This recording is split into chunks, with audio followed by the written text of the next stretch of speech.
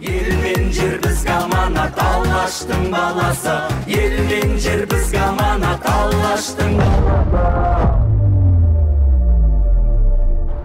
Қазақстанда мемлекеттік тіл төңірегінде тағы да дау басталды. Бәріне Тіл майданы YouTube арнасының видеолары себепкер. Шетелдегі ресейліктер ісімен айналысатын федералдық агенттік басшысы Қазақстан билігі орыс тіліне қатысты ұлтшылдар әрекетіне реакция білдірмей отыр деді. Агенттік кейіннен Қазақстан мен Қырғызстанда орыстарға жек көрініш бар, шабуылдар жасалып жатыр деп мәлімдеді.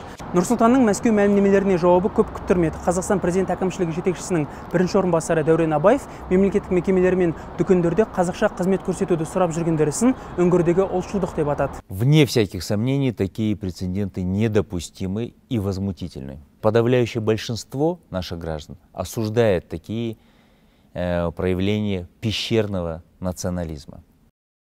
Біз осы уақытқа дейін өкіметтің барлық қиқым-сиқымына шыдап үндемей келдік қой, біз өкіметке қарсы шықпадық. Бірақ бұдан былай осы тіл майданына жаңағы Абаевтың сөзі сияқты тіл майданына қарсы шығатын өкіметті, президенттің айтқан сөзін тыңдамайтын өкіметті бір күнде алып тастаймыз.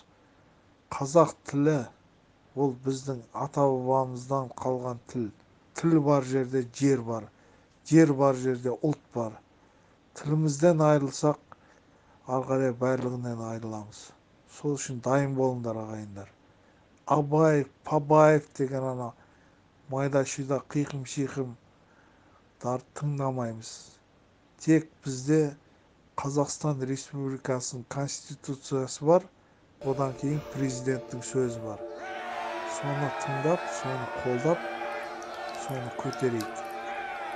Одан кейін Ресей, отаршыл Ресейдің біздің ішкі саясатымызға араласуға жол бермейік. Көтерілейік қазақтар.